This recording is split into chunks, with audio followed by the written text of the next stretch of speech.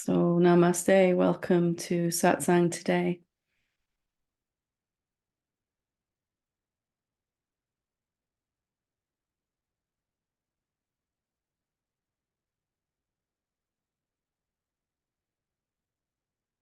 Let's begin by remembering that there is only one of us here, that each person that seems to express their own viewpoints, questions, challenges is really our own self reflecting back to something that perhaps we might not be aware of is sitting inside us waiting to be looked at. And as such, Satsang is a profound opportunity to explore lots of corners of ourselves that perhaps we might be currently unaware of, needing to be looked at. Each being is not really separate to us. There is only one being, and therefore everything that is asked and spoken and answered is relevant to all of us, myself included. And I learn and evolve and grow just as much as everyone else during satsang. That's why it's so powerful for all of us. We can learn so much faster when there are all these body minds and their unique but not separate perspectives expressing themselves than we ever could sort of sitting on our own, going through our own life, our own existence. So I wanted to start today just with a little, just to talk for a few minutes about the simplicity of awakening, and then we'll do a meditation together just to really practice what we're going to talk about. And then after that, I will open up for questions as usual. But satsang, awakening, enlightenment, self-realization, whatever you call that, moving towards a more authentic expression of truth, is really the direct experience of reality. What does that mean? It simply means experiencing life, ourselves, others, without any stories going on. And maybe even simpler than that, without any stories being believed. So we're just experiencing what is, as it is right now, without actually believing the stories that our mind will tell. So we can just watch the stories that are coming up, that life isn't how it should be, that you aren't how you should be, that you are how you should be, that you're getting somewhere, that you're sliding backwards, that you are comparing yourself to someone else, and everything else that goes on in our minds. Can we view those as just more objects inside the room of our being? There are external objects like human bodies, computers, tables, sofas, planets. And there are internal objects like thoughts, experiences, insights, desires, all of those. So instead of trying to get rid of anything, let's just set aside our interaction with the stories. Let them just come and go. Let's make no attempt during our meditation in a few moments to do anything with anything. Let's just be that one being who is just watching. Let's be it consciously as well, which is extraordinarily powerful because you are only watching manifestation move. You're not doing any of this as a separate self. There is no separate self. What seems to be a separate self, is really a collection of energies and thoughts, memories, anticipation, fear of the future, etc. So if you can just let all of that be and drop our stories, I'd like to invite you now to just drop any story that you've got going on. And I don't mean try to get rid of it. I mean, just let it be. Don't buy it. Don't push it away either. It's just like a table in the room that you're sitting in. No lesser or greater importance than the table. It just is. Stories just are. Can we let them just float around? So if we view our whole life like this, then we're going to experience an extraordinary peace. Trying to change our life, our reality, even trying to change our awakening hasn't really worked in a permanent way anyway, has it? Hasn't brought the lasting peace, joy, abundance, bliss, and all those things that we're seeking. Acceptance, approval, recognition, validation. Have you really got those in a consistent way from searching outside of yourself, from searching from apparent others? And if not, here's an invitation in this moment to just see what's actually here already in this moment, as this moment. You might be surprised if just for a moment you stop seeking anything at all. Let the seeking go on if it's going on. Let it move around inside you while you just watch. Mind may say while we meditate that there's no point to this. It's a waste of time. It's not getting us anywhere. It's not moving us towards our goals. But every single being, including myself, that have ever walked this path of just letting things be as they are, has found that everything has changed from there into what they would like it to be anyway. And usually a whole lot better than what we could ask for. So let's practice this now. Let's get nice and comfy. We'll meditate for 15-20 minutes. Excuse me. And you can do this with your eyes open or closed. Sitting up is best. If you have to lay down, then do so, because if you have an injury or a medical condition. But otherwise, let's stay upright but comfy so that we can just kind of let the body sit for 20 minutes. And let's just make a decision now to drop all of our stories. Let's just show up here in this moment. And let's begin by taking a few really nice deep breaths, not overextending your lungs, just filling the chest and the abdomen, moving the diaphragm and the chest when you inhale. As slow or as quick as you like, just filling the lungs. When you're ready, just exhale slowly, carefully. Let's do that again. And exhale whenever you're ready.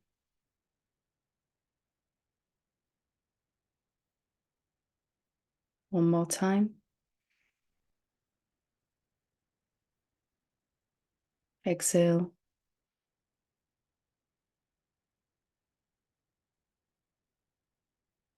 And just continue for a few moments, taking some conscious breaths. Breathing in through the nose and out through the nose, if you can.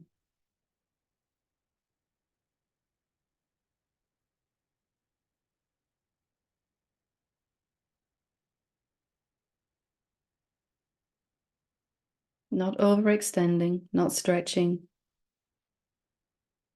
Just a smooth, controlled inhale and a smooth exhale. Let's not just let go of our out breath. So we're not going to do this. We're just going to exhale evenly and smoothly, consciously.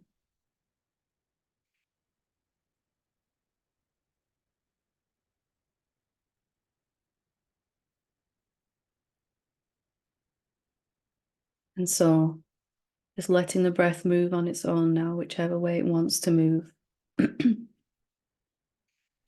just being here, present. Let's be really, really interested in what's here right now. Let's show up for reality here together. You can use a question if you like. What is this moment? Every now and again, just to reorient yourself, or what is here?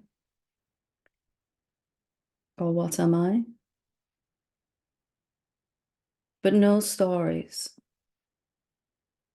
Just let them be there. If stories are coming up, emotions, just let them be.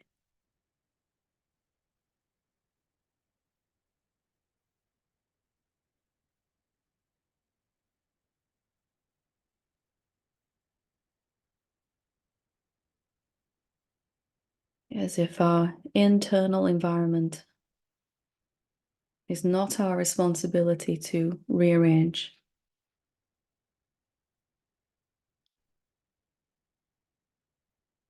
Whatever is arising is just arising. Thoughts, emotions, desires, sensations.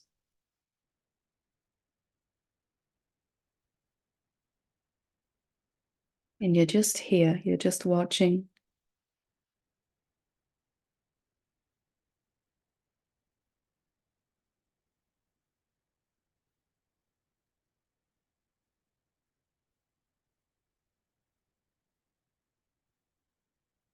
Being as curious as you can be about what this is, what this is.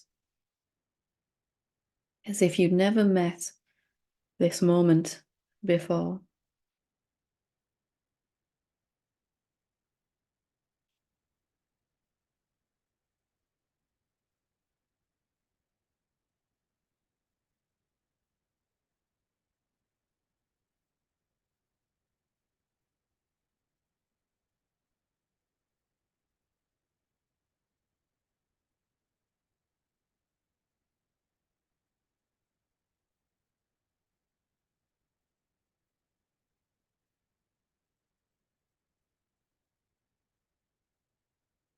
If at any time you find yourself listening to stories, listening to thoughts, emotions, just bringing your attention gently back to this moment, the fullness, the richness, the curiosity. It actually is this.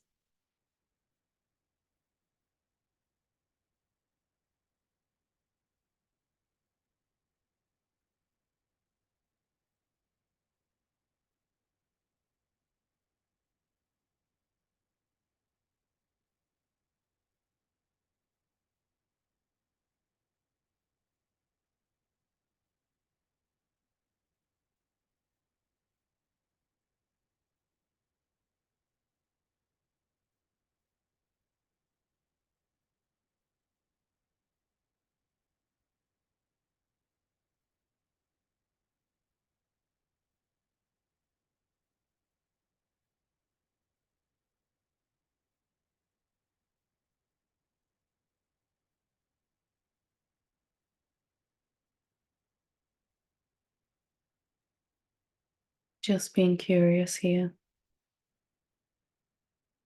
No stories, no agenda, no goals for this meditation.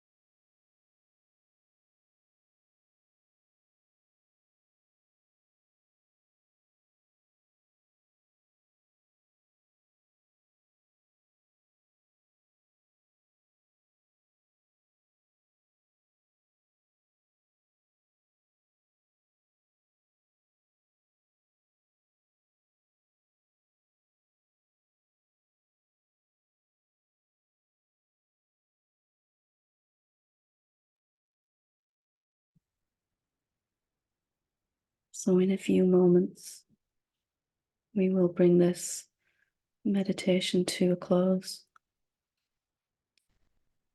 And if you want to, you can finish by taking another few deep breaths.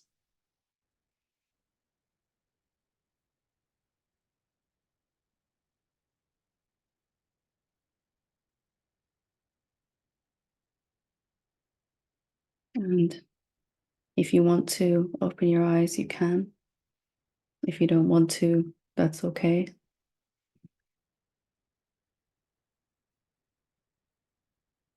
I hope you enjoyed a little taste of just being with what is, also known as being your real self. That whatever unfinished business remains within our egoic sense of self, we can just leave unfinished, unresolved, and hand it over to our real nature, which can effortlessly achieve it anyway. Thank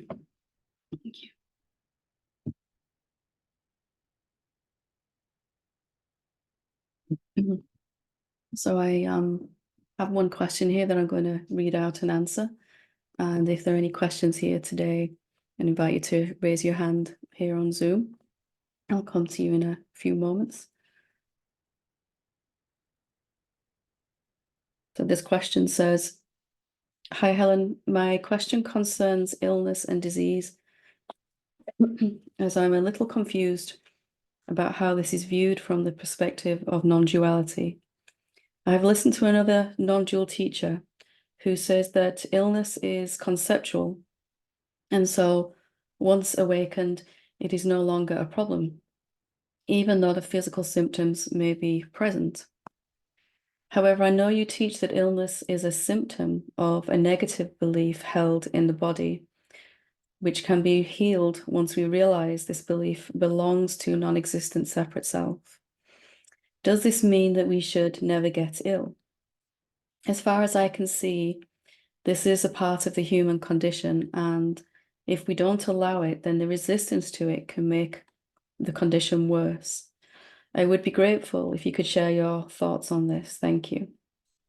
So I don't really want to comment on what another teacher said because that's their own unique perspective. I can tell you my own experience, my own seeings around it, and really how it's been viewed, illness. It's not that we should never get ill, because the body, as long as it's here, might always have the tendencies to show us that there's something that needs looking at inside our own consciousness, some corner of our consciousness that we haven't really wanted to embrace, and the body reflects that. In fact, that is the purpose, the main purpose of having a body and a life and relationships, etc., is to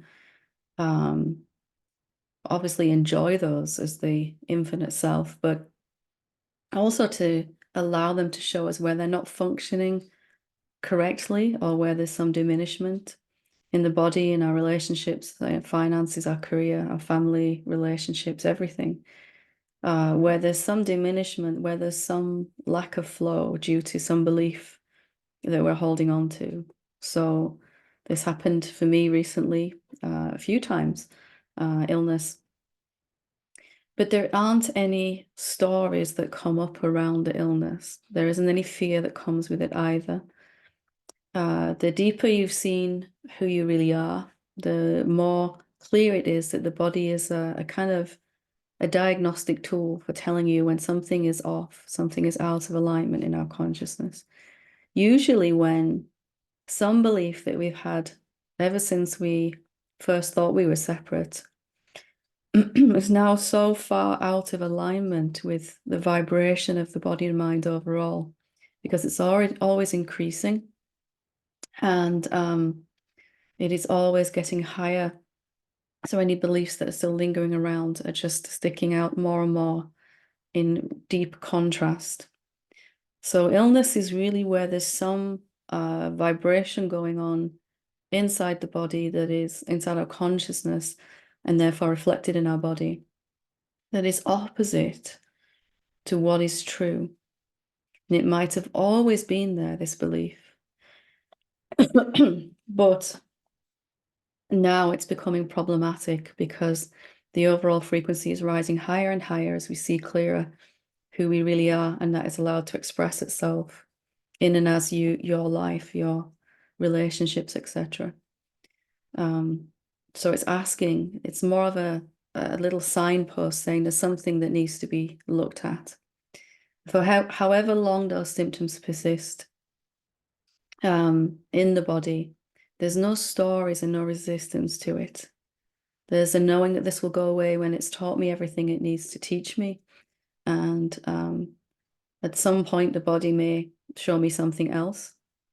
It was definitely showing me several things while I was in India. A lot of looking and seeing. So it's not something that it's a concept. I guess what that person means by conceptual means, well, I don't know what they mean. But for me, it's not, there's no stories about, just like there aren't any stories about anything that happens in life. Of course, mind might try to tell stories, but they're just not so relevant anymore. So the body, the mind, life, relationships is telling us there's something here that needs looking at inside. And the symptoms disappear when we've done that inner work and that seeing. So we're not talking about ignoring it or resisting it, as you put in this last paragraph, because as you said, that would make it worse. And as the awakened self, there is no capacity to resist.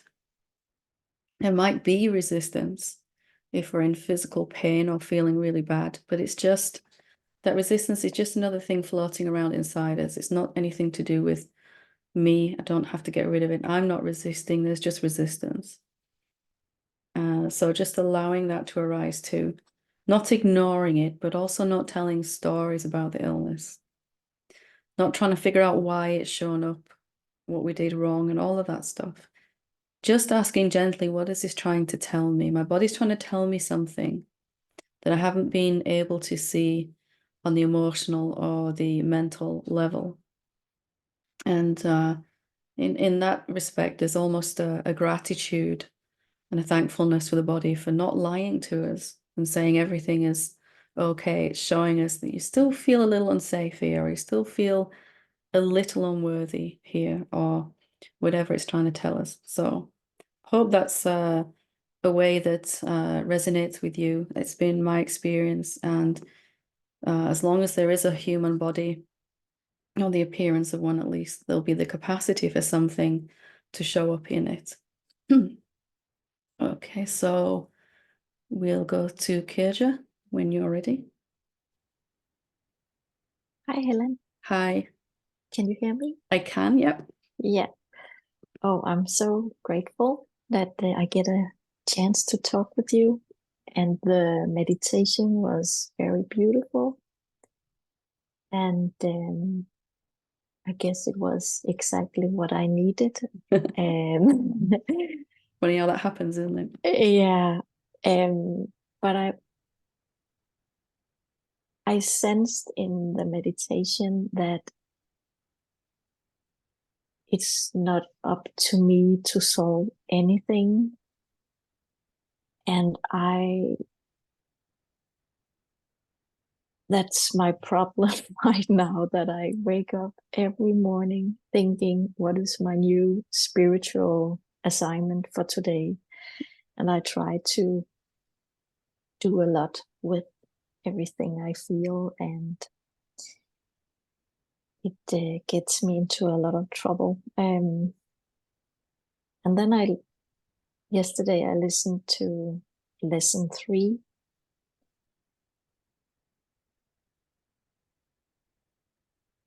And it felt really helpful to listen to it again. And I don't know what my question is. I guess it's just, what is my job? It's a good question, right? Because for so long we've been convinced that we do know what our job is, and that is to fix all this stuff that seems to be going wrong. And goodness knows we've tried so hard for so long. But finally perhaps our real work is to come to the realization that we're only watching, we're only seeing, we're just here. And of course, there's things we might want to change about our life or our relationships, our emotional state, things like that. But just watching, they will all resolve themselves anyway. And it's very counterintuitive to how we have been taught to deal with any problem, which is, you kind of roll your sleeves up and get in there and do what you can. And if you find the right thing to do, it will go away. And that works for everything else except this. So perhaps our most direct work is just to see that we're here effortlessly, and that what we perceive as a problem is really the unfolding of a solution if we just watch and wait. Everything from how do I fix my finances, get a better job, to how do I get rid of fear, how do I wake up to who I really am, seems like a problem, but it's really just something beginning to unfold in the manifestation. If we can just watch and wait. Of course, our body might do actions in that. We're not sort of sitting idly physically, but in our consciousness, we're just watching. And it seems irresponsible, inefficient to the mind to just watch problems and see what happens. But it really is the only thing that works, actually. And so when you wake up and there's this, oh my God, I've got so many things to fix today. Can you just like leave a note by your bed and says, everything's working itself out, just relax? Or something like that. Or whatever you can do to remind yourself as quick as possible that that isn't your job. Yeah. Yeah, I like that. And then I have spent a couple of days trying to find the right question to ask to myself, and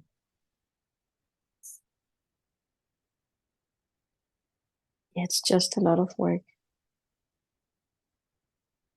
Yeah, so maybe just reminding myself, watching the pull to do something, to ask something, to write a question to someone, to listen to another of your beautiful YouTube videos.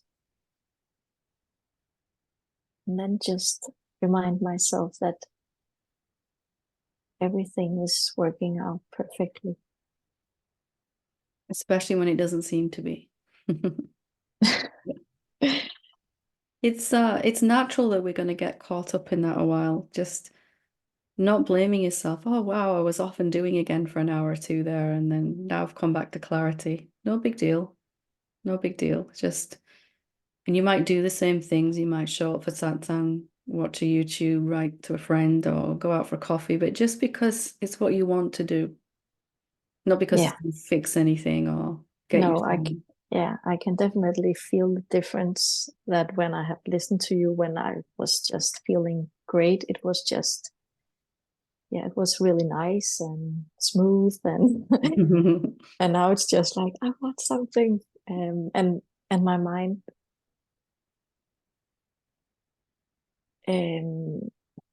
make new problems every day.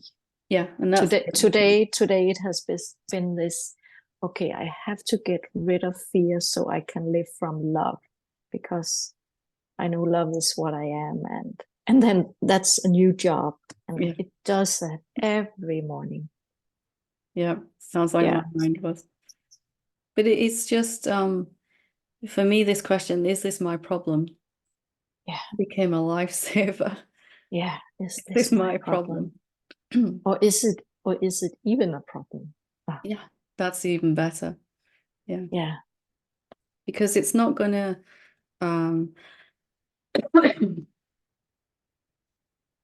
it's not going to shift from looking at it the same way that we've been looking at it. So just whatever we can do to just come back to our real nature as quickly as possible with no blame. I took a little Yeah. detour down Illusion Avenue for a while, but now I'm back. Yeah. A temporary moment of insanity, but here I am again. Yeah. Well, Wonderful. thank you, Helen. Thank you. Good to talk to you. And good Yeah, to see you you too. smiling. Yeah, I'm okay. Yeah, thank you. Thank you. Martin, when you're ready.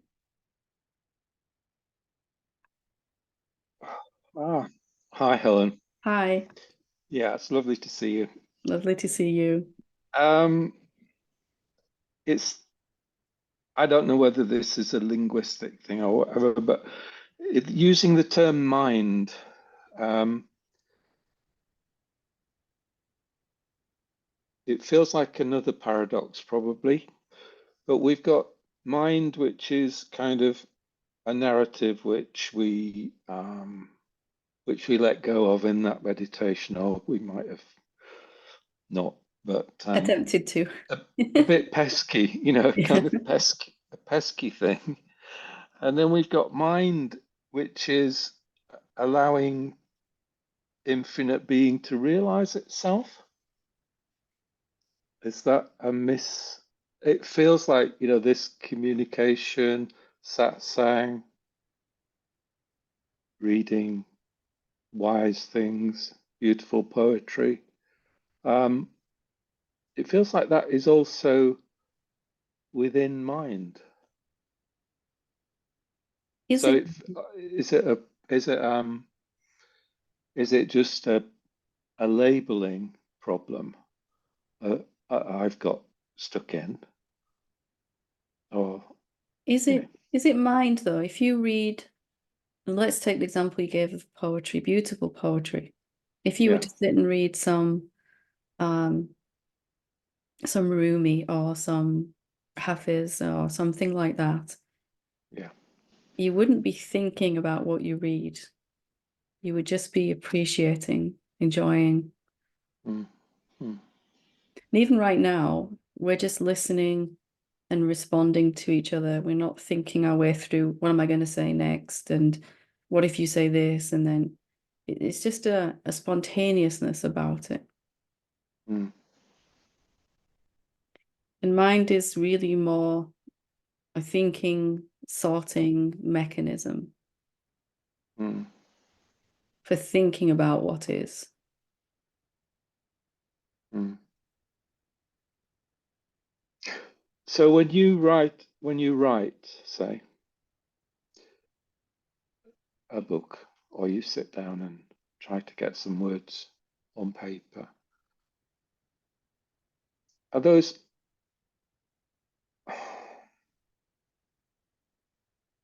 what kind of processes are involved? Do you use comparing, for example? No. Do you think that's what happens? Usually, there's just this rushing of the hands typing, and I'm as Mm, surprised as anything watching what comes out. mm. Um, I'd be Yeah. reading it for the first time. If you were sat next to me watching my hands type, we'd both be seeing it for the first time. There's Mm, no organization behind it inside the body mind, at least. mm, Um, there might be the merest hint of an intention of what would like to be expressed. mm, That's about as much as I'm responsible for. The rest just comes, and it comes whenever it wants to, whether it's convenient or not. mm, Sometimes it's not a thought process. It's not even okay. Now I'm going to sit down and write. That was how I started trying to write, and it really didn't work. mm, I would sit there for a long time, feeling very frustrated, mm, managing about half a paragraph, and then deleting it and starting again. Now it's just like, oh, there's a movement, the body moves and goes and sits down. Okay, it must be time to write. And it's comes with that timelessness, that sense of just being totally lost in it, like everything. mm. Are we talking about intuition or not? it might seem to maybe look that way, but it's just straight out of the emptiness, the silence. Silence, as if silence decided it wanted to say something right now and express itself. And it will just find the nearest body-mind vehicle that's open enough to express it. So this is infinite being without any filters. Is that one way of looking at it? Yeah. Yeah. Part of the whole process for me of writing was to get my self-consciousness, my small self-consciousness out of the way of that. All the reasons I wanted to write and write well had to disappear or be looked at and released. Even the intention of writing so I could help people wake up, it was all of that, all those thoughts had to go, and just this is what seems to want to happen at the moment. That's about all I can tell you is going on. And anything that I do now, not just writing, but that was a very good example. You can feel that when you read Rumi's words or any great scripture. It's just come straight out of that silence, hasn't it? That you know, that emptiness, that great profound love is just straight from there, with no, as undiminished as it can be by being put into words. Yeah. And there's never a thought such as, ooh, this is a bit like something from the Gita or something, or this is, oh, I've come across this before in the Heart Sutra. You know, there's never those kind of thoughts. Sometimes afterwards, because I'm terrible at spelling with my dyslexia, I have to go back and review it and then get Claire to check it, and probably 2 or 3 more times. Sometimes afterwards, reading it through, it's like, wow, that's pretty deep where it's come from. But definitely as it's flowing, it's I just my hands are just moving, you know, that's really all I know.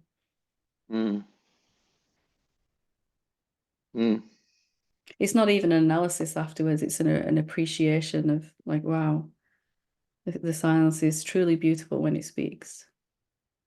And do you ever think something like, how on earth did that happen, or how is this happening? Only It's all like the time. Yeah, because that's what it feels like to me. I still have no idea who I am No. and what any of this is and where anything I'm speaking comes from. But it's delightful, blissful, ecstatic even.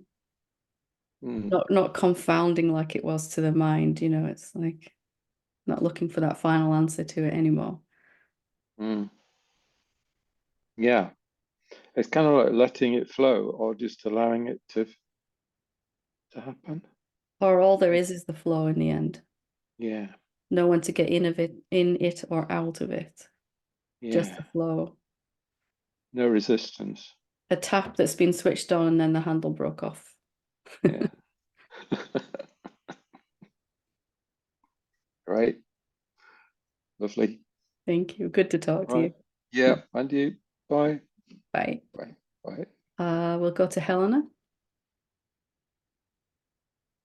Hi, Helen. Hi, how are you? Good. How are you? Good, good. I want to talk about not believing in our stories. It seems, well, you know, during the meditation, which was very beautiful, thank you.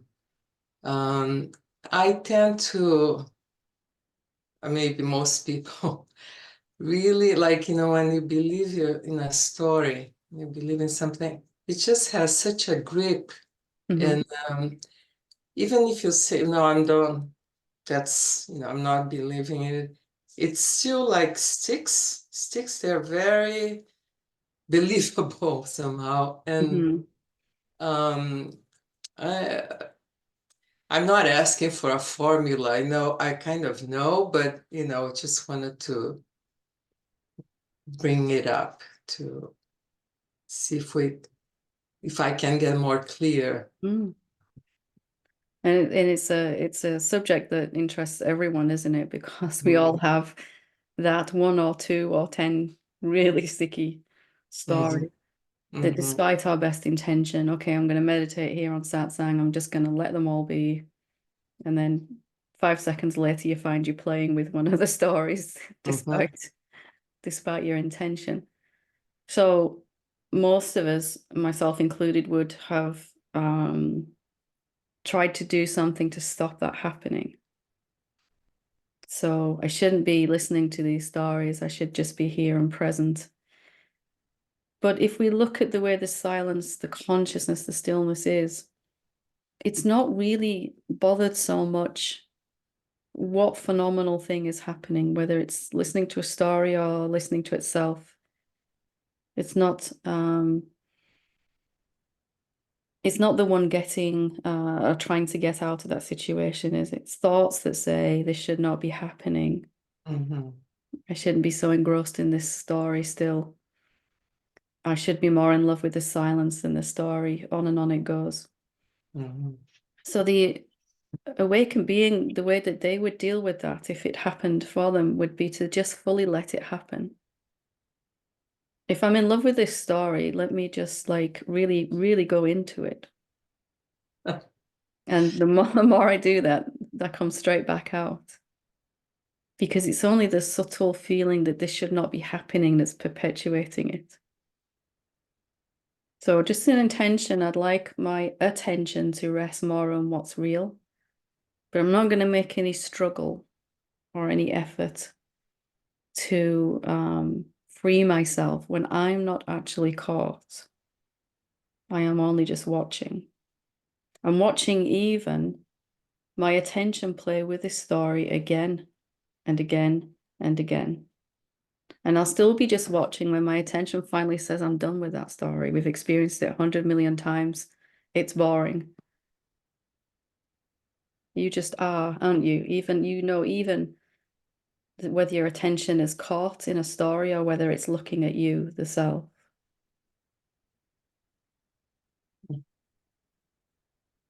So if you can see that, I'm always free. I'm always watching. Doesn't matter what attention's doing then. And that's when it comes to rest on you. Just a little misidentification we have with the attention. Yeah. I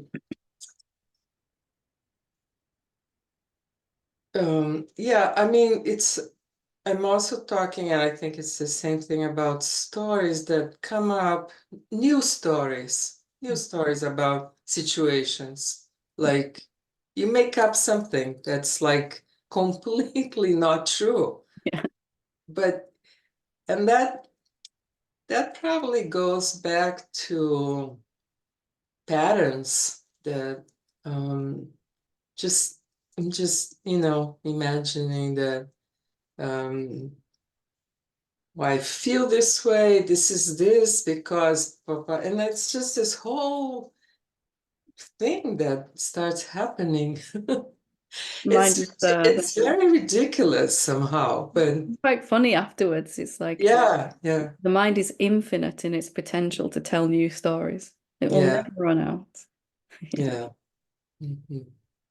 just noticing that and noticing I'm not going to try and get my attention to stay in one place on the real self. I can't do that. I can only bring it back when I notice it's gone.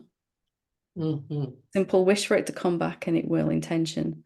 That's good. All we can ever control, isn't it? Wishing to, And as we do that consistently, it's less and less relevant when it stays with the story. It's like nothing's actually changed for me.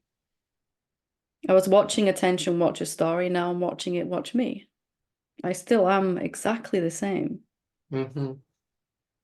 And somehow then the attention relaxes and goes, I don't have to take any particular shape. It just becomes less and less relevant. It's like If 10 years from now you still pay attention to one of the big stories, does it really matter? Has it stopped your awakening, deepening? No. Can't stop the self from recognizing itself.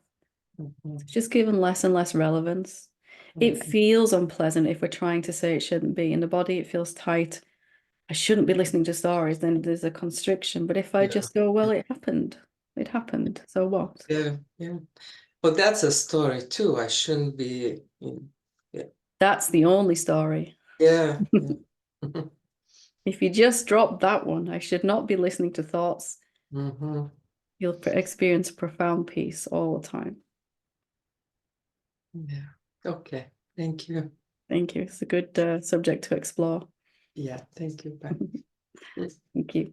Okay, so we'll take Natasha and Christine and we'll leave it for today. So Natasha, when you're ready. Hi there. Hi, how are you? I'm good, thank you. Good to see you. Good to see you. So I'm just gonna keep my eyes closed because I feel it easier to just speak here.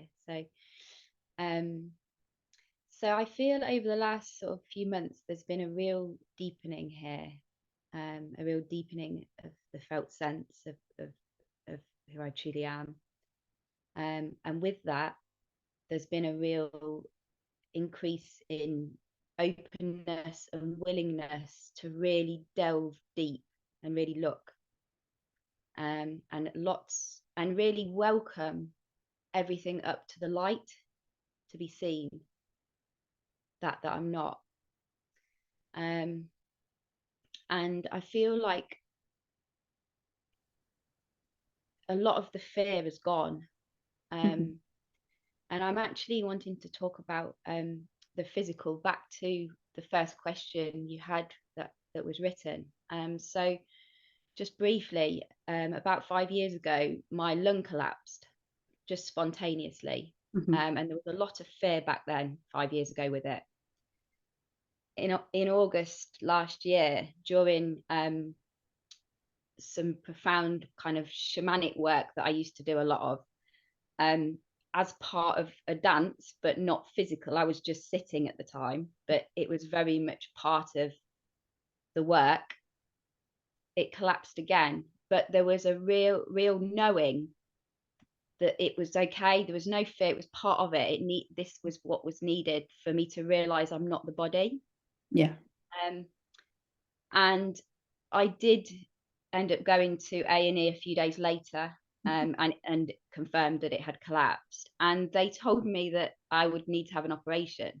And at the time, I knew it was about, with the dance and everything that came up from my lung collapsing, just such gifts. I realized it related to a lot of stuff in the past, of when my dad passed away when I was 17, of cancer in the lungs and everything. Like, there was just so much, and I'd not grieved, I'd not allowed myself, I'd just been strong and blah blah blah. So I kind of said to them, no, like, absolutely not right now, because I know that would have just been like putting a plaster on and just forgetting all of this rich stuff that was ready to be looked at. And I'm now in a place where they kind of kept me on like a waiting list for a year. And I'm in a place now, part of this deep work that and all of this welcoming of stuff coming up. One of the big things I recognize that the identity of Natasha has done all through this life is to avoid everything. And with this operation, it's like, I, Natasha, don't know anything. I don't know anything. I know that, and I don't know anything, and I don't want to, and I won't make this decision. But there's also a knowing that, like, with that I don't know anything, it's like there's no compulsion anymore to do anything, which is brilliant. Yeah. But nothing is happening. in the sense of that there's obviously still a belief that I've got till August to, something's got to happen. That just you understand what I'm saying. And I don't know what my question is, other than I don't know, just I'm sure you know, you've got the words there, I can feel it. No pressure. Yeah. So I think what you're saying is that you've reached this very surrendered place around it all, and meanwhile the clock's still ticking in the world, and there's some decision going to have to happen by August. So is that correct? Yeah, you'll be. But yeah, basically, kind of I won't. So they've left it open for me to, if I want to have this operation, I can just ring up the nurse and they'll book me in. Okay. If I don't, if after a year has gone by, so after August, it nothing changes other than it's likely then, if any, well, they said, and I don't buy this, and there's no fear with this, that the only way what would happen is eventually your lung will collapse again and it'll be an emergency situation kind of thing. And I don't, it's not even about that, Helen. This is about me. I see that the avoidance isn't who I truly am and never has been. It's Natasha. But there's also something that, like on my face, that my face is covered in like marks. It's like I'm being shown, the body's showing me I'm not facing stuff. So there's a knowing that I'm not facing stuff, but then there's also, I, Natasha, don't want to face anything because it's not who I am. So what if I, Natasha, was the infinite self? Okay. That puts in a different, what if that shift over has happened and now it's about integrating that into the body mind? So for me, situations like this, it was useful to sit with a question such as, what wants to happen, or what's the highest thing that can happen? So just coming from that I don't know place, but just an openness as well of, if I'm supposed to have the operation, I want to know, like I want to know with a certainty, not a figuring it out with my mind. If I'm not supposed to, I also want to know with a conviction. So just an open question for me of what's the best thing here that can happen, or what's trying to happen, what's trying to unfold, just like just an open question like that. Okay, because there's like it's really interesting because there's a real, it sounds a bit, it doesn't sound bad, there's a real curiosity with like what an opportunity to be put under anesthetic and experience how, I don't know, almost the closeness to death, and that I don't know, like there's a real kind of curiosity about that, but also I don't know, it just doesn't feel at the moment like, and maybe it's because right now, maybe the minute I let go of the wanting to find that answer, that it will just come. And at the end of the day, there is no separate self, nor there was there ever. So if it's supposed to happen, it will. And if it isn't, it won't, no matter what we try and make happen. And the openness of a question can just really help facilitate that. You'll start to feel your way through decisions rather than think.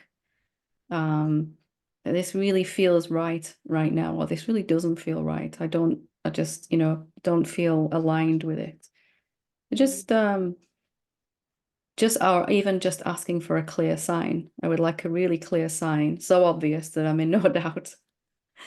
And then a truck drives past you going, this is a sign, or something. But you know what I mean? Just asking. Big picture of lungs on the side. Yeah, something like that. Yeah. Yeah. I think as well, because kind of in the past, like it was so obvious all the time. I used to get all these signs, and like it was just a knowing. There was just such a knowing. And with this, and it's something I can kind of feel there's lots of subtleties playing out with like this avoidance thing. I think the mind, Natasha's grabbed hold of this. Like, but I don't know. Natasha is not real as a separate self, so is her avoidance.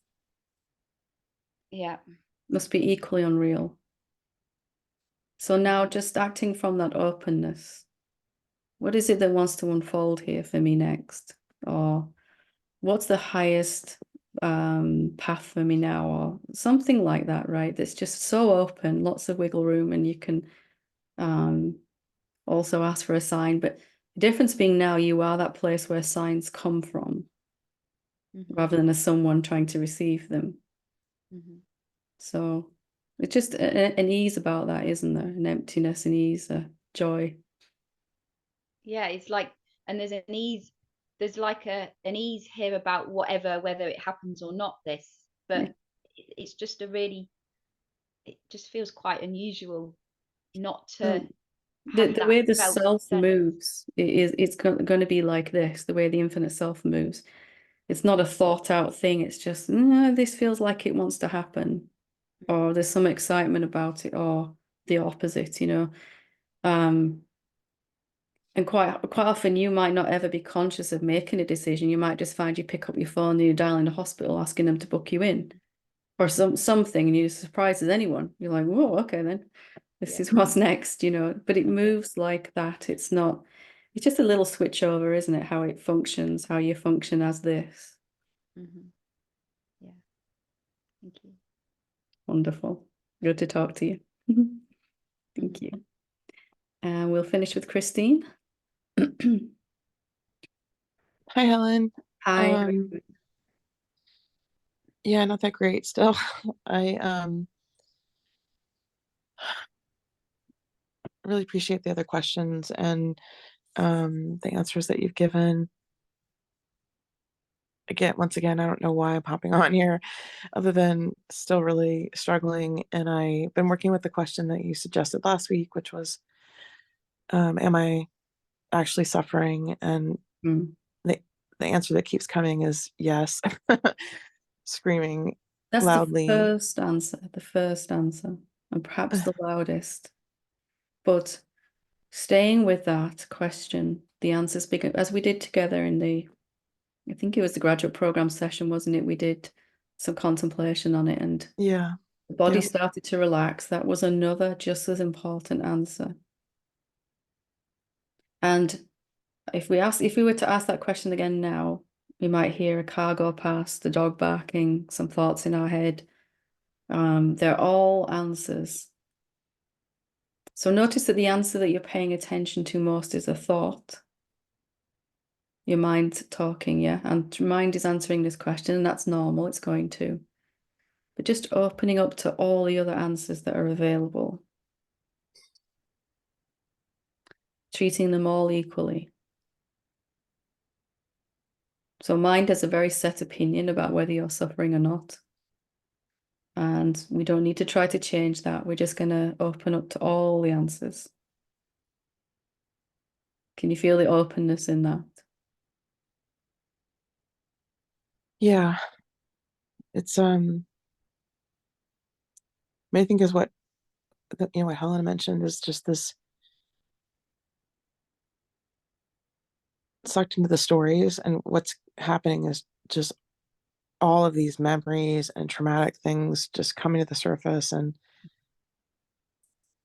what if that's not something going wrong though? What if that's because you're open in the question, these things can finally come out and be released? What if we don't look at that as something going wrong? it feels so terrible in my body. I mean, I feel I'm not sleeping, and my system is just I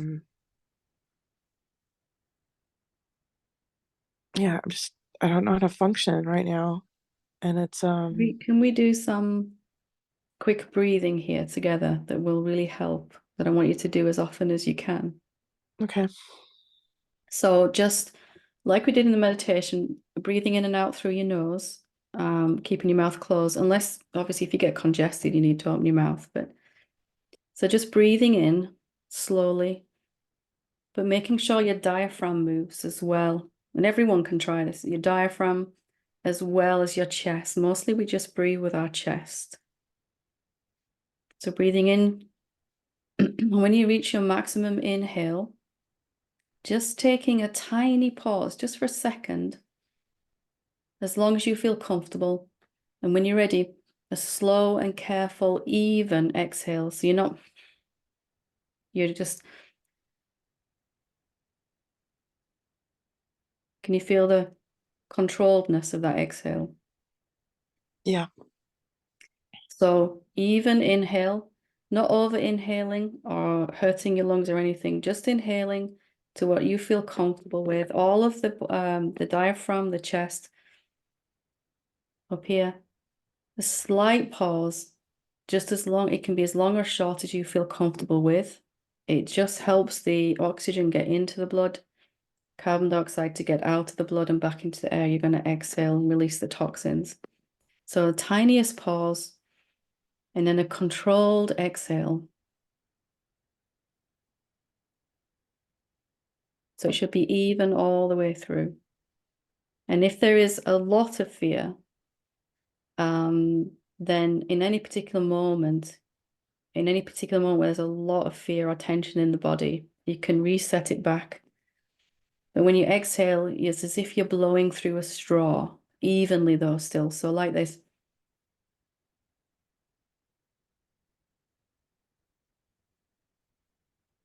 If you're blowing through a straw, you can't just kind of, you just want to make the exhale as long as the inhale if you can.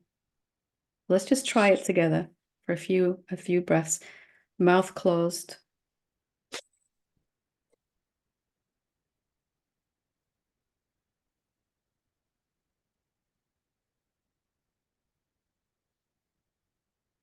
And you want to feel your belly move in this. Feel the air nourishing your body.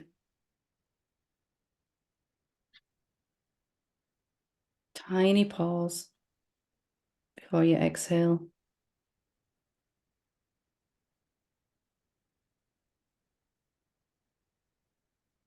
And if you want to make it even more effective, when you sit, just sitting up. Most of us are doing this, and I'm exaggerating here, but just so you can see. And it closes up all the pathway here where the air could go. It crumples up the whole thing. So we want to sit up as if we're, mostly we're apologizing for our own existence like this, trying to be small. So just sitting, not rigid, just noticeably opening this passageway here where the air is going to go. Can you feel the difference? Mm-hmm. How are you feeling now? A bit better. So if you want to, you can do that. Make that your habit of how you breathe. Mostly the body is struggling to get rid of toxins because we're not breathing properly.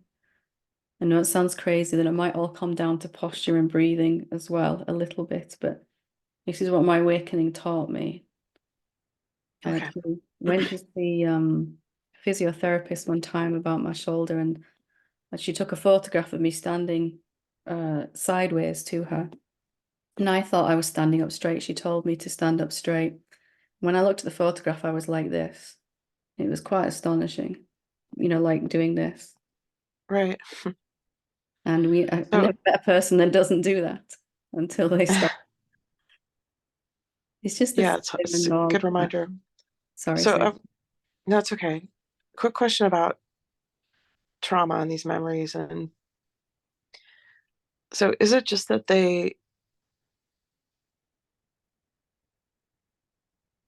I guess there's confusion about, the concept of that all of that stuff belongs to the person that doesn't exist. And so, but yet it is what's here right now. And I don't know. And, and again, it goes back to the last question too, about like what to do about it. Yeah, there's just this feeling of being completely stuck and frozen. And even that, it's like, I've done all this work for so many years in therapy and groups and just all this stuff. And it's just a part of me that just doesn't want to do anything anymore. It's just so tired. That's the self emerging. We've done this work, therapy, we've done it so many different ways, but we've always done it as a separate self. Right. And asking the separate self to take itself apart, it can't do it. So as identity shifts, whether you realize it or not, your identity is shifting. to who you really are. And that's why this stuff is coming back up, because only as the infinite self can we actually heal this. From the place that is able to see that none of it really happened in the way that we think. I'm not saying it didn't happen. I'm saying the stories we tell about it aren't true. And also able to allow whatever needs to be felt. As a separate someone, we can't feel fully. We're always in resistance. So now it's coming up because your identity is shifting. Even if it feels like it's still in resistance, even if it feels like I'm still looking at it in the same way, I'm not. It's Can you be looking at it in the same way? If you have had any kind of realization that you've never been a separate being, you must be looking at this differently. okay.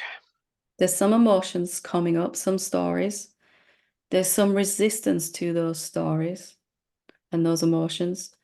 And it's all happening inside you, inside the silence. And can you let it all just be? Just for a moment now with me, let's just say that this is exactly how it's supposed to be. How I feel right now is exactly what's supposed to be happening in this moment. Like, give it 100% permission, just for a minute, and see what happens.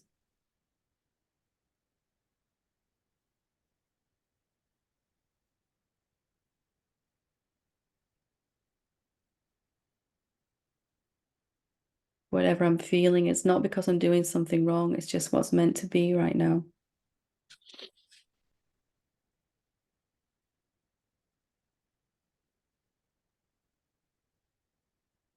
And what happens now when you have this attitude?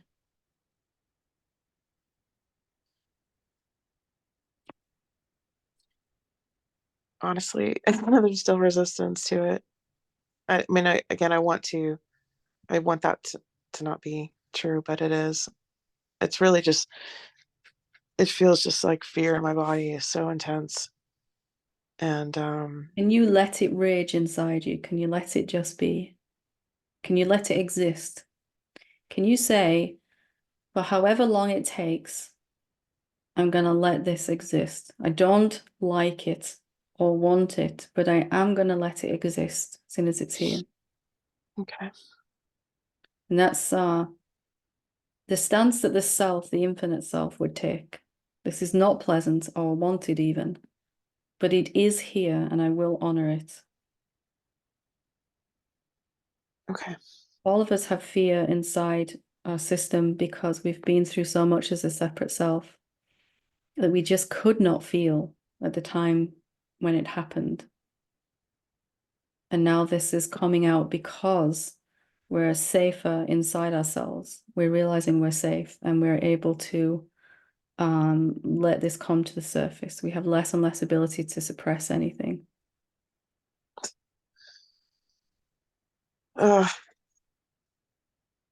Yeah, it's so funny how it still feels like it doesn't feel safe. I don't, this turbulence is just so intense. And, but like you said, I guess, I mean, if it's here, it's supposed to be here. So, yeah.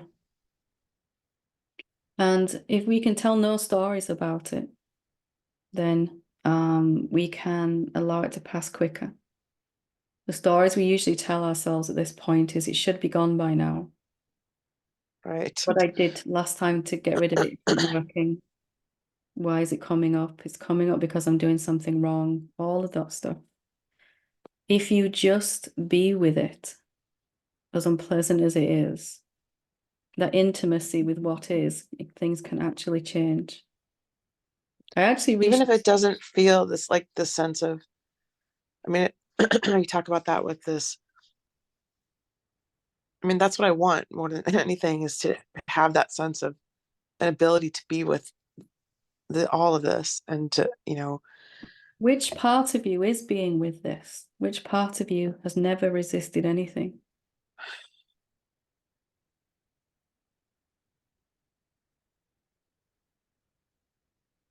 I just don't have a sense of that most of the time. And yet there is something here right now that is not resisting anything. This moment that both these bodies are talking in, it cannot resist what is, can it? What is this moment? I don't actually know. This moment that's happening now, I don't know what it is any more than you do. But I do know it doesn't seem to be able to resist anything. Whatever's going on inside it, calm, peaceful, turbulent, it's not trying to control anything. It's not even trying to control the ego that's trying to get rid of everything. It says, ego, you just be yourself. You do what you want to do, and I'll just love you. So rather than trying to make ourselves stop resisting, can we notice that bit that is already totally allowing, that part of us?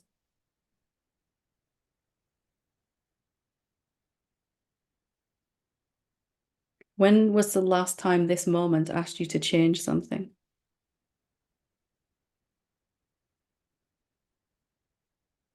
Yeah, it just feels so confusing. But I will. I mean, It's good. believe you. Confusion for me is a very good sign. I get excited when somebody gets confused. It means that we're finally questioning the ideas that we've held for a very long time, finally seeing that the world, life, reality might not be how we thought. It's a very healthy sign, confusion. It's not to the mind. The mind thinks it's the worst thing ever.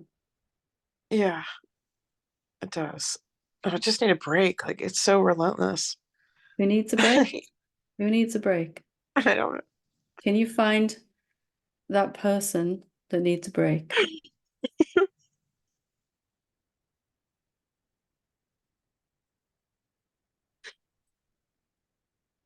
I know I'm pushing you here, but I'm assuming that that's that you want me to be Yeah. as direct as I can, yeah? Yeah. Have a look right now and see if you can find this person that needs a break.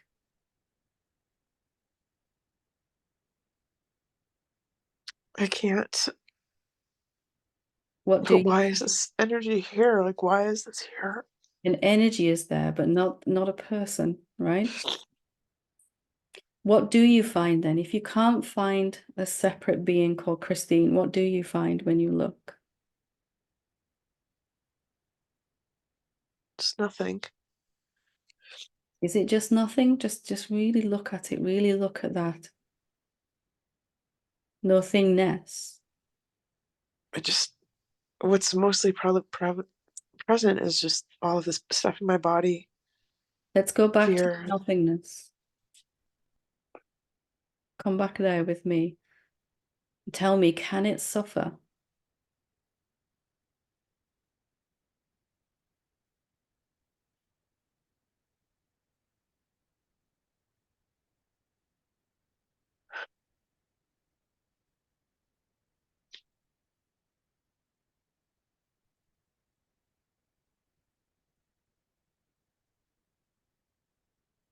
So, fastest way out of this, even faster than the contemplation, if you're ready, is the very moment you feel you can't deal with it, you look for that person that can't deal with it, can't take it, wants it to be over.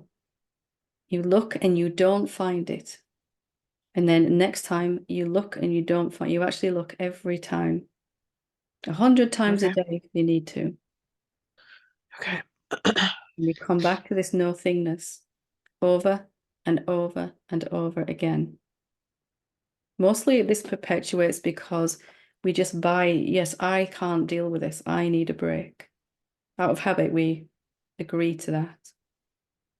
And then because we experience what we believe to be true, being so powerful, we experience what we believe. If we believe I need a break, I'm always going to need a break and never actually get one. So powerful you are, so immediately you experience what you believe. The only way out of that then is to find this person being absent every time we look. And finding that which is here, nothingness, emptiness, silenceness, whatever silence, whatever you want to call it. Okay. Okay. That's about as direct as I can be. I'm sorry for Yeah.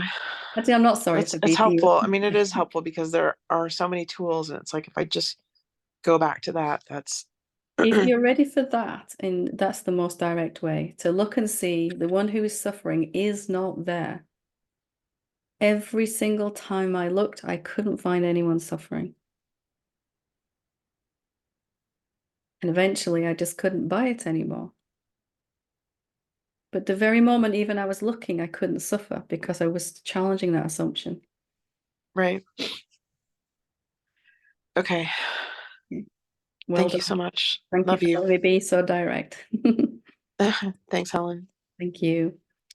Okay, so that's a great place to leave it for today. And